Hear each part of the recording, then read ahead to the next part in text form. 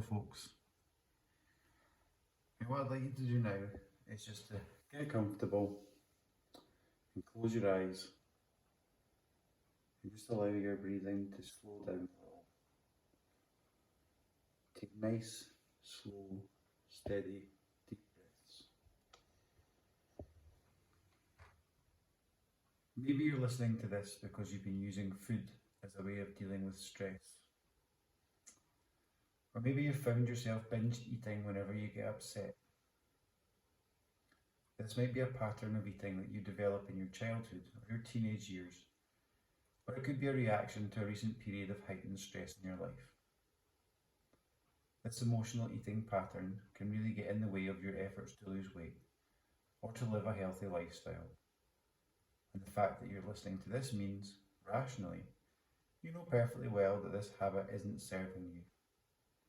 However, emotional eating isn't something that you do consciously and rationally. It's an unconscious pattern that you've learned as a way of dealing with unpleasant emotions. And of course, the truth is that food doesn't actually deal with unpleasant feelings at all. It simply masks them. Food can only properly satisfy a feeling of hunger, just as water only satisfies thirst.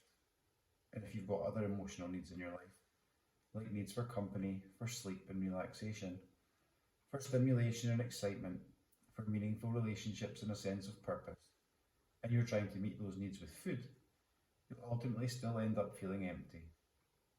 If you're feeling lonely and you have an emotional need for love and connection, or if you're feeling anxious and you have an emotional need for safety and security, then using food to mask those feelings is like having a gaping hole in the roof of your house that's letting in rain and trying to fix that hole by choosing a brand new colour to paint the walls of your kitchen.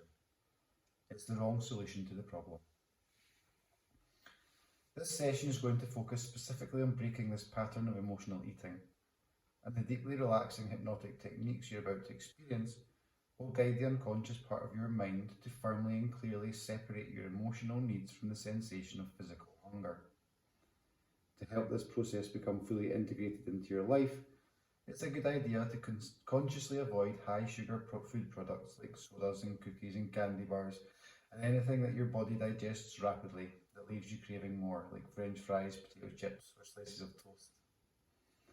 I'm not directing you to follow a specific restrictive diet here, although we do have a plan, and you're free to experiment with what works best for you, but worth keeping in mind that sugary or high carb foods will tend to cause problems in regard to losing weight, and they make you prone to getting moody and engaging in emotional eating.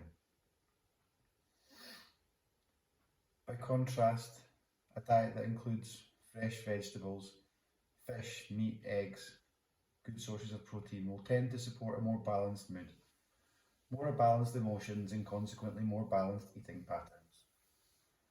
Now before you begin to relax, I'd just like you to select in your mind one memory of when you were eating out of emotion rather than hunger. Just take a moment now to choose a time. It could be a recent memory or from longer ago.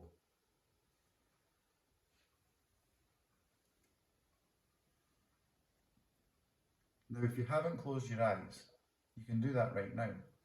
And just take a moment to remember how it felt in that memory you chose just before you got sucked into that emotional eating pattern. Notice where you were, the emotions that you were experiencing, and the way that typical pattern was about to take over. The way that there was a connection in your brain between feeling those feelings and the act of eating. And of course, that's not a rational, conscious connection. It's just an automatic association that you can now prepare to change at a very deep level. As right now, you get the sense of drifting outside of that memory, as if in some kind of transparent bubble, so that you can watch the you inside that memory from the outside. And you don't need to see this vividly and clearly. It's okay to just get a sense for a moment of that younger you in that situation over there, who's about to get sucked into that old pattern of masking emotions with food. And all I'd like you to do is to notice the expression on your face of that you over there, their posture, their tension in their muscles, the emotion in that body, seeing that whole pattern from the outside. That's it. And then for now, you can let all of that fade away and give yourself the time and the space to really relax. So that as you listen to the sound of these words and breathe comfortably, you begin to communicate with your body and let it know that it's okay to relax. Because sometimes in life we carry around so much physical tension that it's as if our bodies have forgotten that here and now you're safe. Here and now there's nothing you need to be tensing your muscles for. You can tell your facial muscles, it's okay to relax now. And notice how they soften and smooth out. And you can tell your shoulder muscles, it's okay to relax now. And notice how they loosen and drop. You can tell the muscles in your abdomen, your stomach, your pelvic floor, all the subtle places where we carry around tension. You can say, muscles of my abdomen, it's okay to relax now. And feel them all take a sigh of relief as you notice a comfortable heaviness growing in the arms and in the legs, a sinking into deeper and deeper comfort that can begin to envelop that body in soothing, healing warmth and light, like a cloud of soft, nurturing light wrapping all around you and communicating to every cell in that body, every cell in that brain, it's okay to relax now. That's it.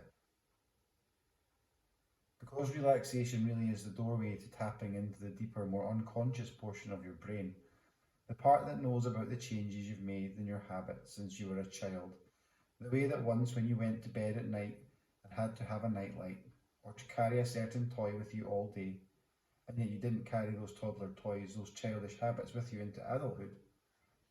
And there are so many habits and associations that you simply outgrew, that just don't fit who you are anymore. Like certain items of clothing you wore happily as a child, not only don't fit your adult body, but are also a completely different style from another era, just not part of who you are anymore. And I remember treating a child who was struggling with his weight, who told me that if he ever got upset when he was a child, his mother would always give him a cake or ice cream. If he hadn't got the grade he wanted in school, or if he bumped his head, and she'd used that food to try and cheer him up. And of course his mother only did that with the best of intentions to try and comfort her son. But as an adult, that man found that whenever he got upset or stressed, he would find himself turning to sugary junk food. And he said to me, what would be really helpful is if I could just get those things completely separate, like they should be, so that food is over here and only connected to hunger, and he pointed to his left, and emotions are over there, and he only connected to my emotional needs. And he pointed to his right, because I really had enough of getting the two mixed up. And as I guided that man deeper and deeper into hypnosis, I said to him, you know, when you get an itch on your knee, you don't try to give that knee a cake or a cookie, because that knee doesn't need food. You simply scratch that itch. And then relax once more. That's it. Even deeper, still. And if it's winter time in some cold part of the world and you're wearing a coat and maybe a hat and a scarf, and then you come into a really warm house and you feel the waves of heat as you go through the door, and after a minute or two in that warm house, your body lets you know that it's getting uncomfortably hot, and you might feel a hot sweat breaking out in the back of on your back and your chest, or a warm flush in that face. And instinctively, without for one moment thinking of masking the urge with food, you take off some layers of clothing, and those two categories of food and emotion can really begin to separate now, right through your past, right through your future, right through your present now. So that your emotional needs are over there on the right, and your food is over here on the left, leaving you free to attend to those different needs separately. And I'd like you to bring to mind once more that memory you chose and see that younger you in that memory, who's about to get sucked into that emotional eating pattern. And I'd like you to calmly run that memory fast forwards all the way to the end, watching them eat the food, watching that old pattern operating from the outside, up to the point where that younger you starts to regret eating that food, the dawning realisation that it hasn't really helped, any more than giving a cream cake to an itchy knee. That's it.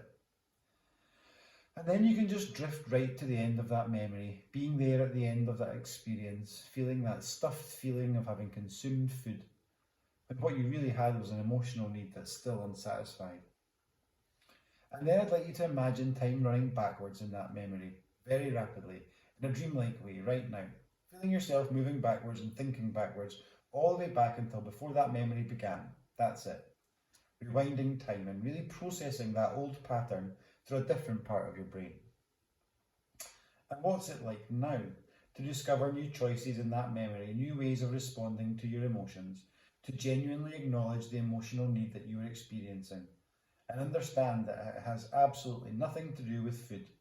It never had, it never will. And how does that change how you respond then, now, and in the future? That's it. As you unconsciously discover new, more appropriate choices right now. When I said to that man, and as you discover more choice in those times, when that old habit would have once controlled you, you can notice that your emotional needs are right here. And if you need to get some rest, or to socialise, or to do something that stretches you and fulfills you, then you can find ways to really meet those needs and honour them. Just as you can scratch a knee that needs to be scratched, while all matters of food and drink, of hunger and thirst are left over there as a completely separate issue. That gives you deep breathing space, a real sigh of relief, allowing you to think calmly and clearly about what you need to do. And in our very next session, that man told me that he just didn't connect food and emotions anymore. It already seemed like an odd, old, out-of-date habit to him, and he was finding it so much easier to calmly, consistently eat healthy and get into the physical shape he wanted to be. And when I saw him again a year later, he looked like a new man. And you can think of this session often. Each time you do, you can deepen this calm, steadfast, compassionate way of acknowledging your emotions and dealing with them, knowing that food is irrelevant to and totally separate from those emotional needs. And for now, you can begin to feel more alert and refreshed. That's it. And prepare to come all the way back up now. That's it. As you just notice the position of your body and the sensation of whatever it is you're resting on. And then whenever you're ready, you can have a nice stretch and open your eyes. Just take a wee moment for yourself. And when you're ready to, you can get up and go on about your day.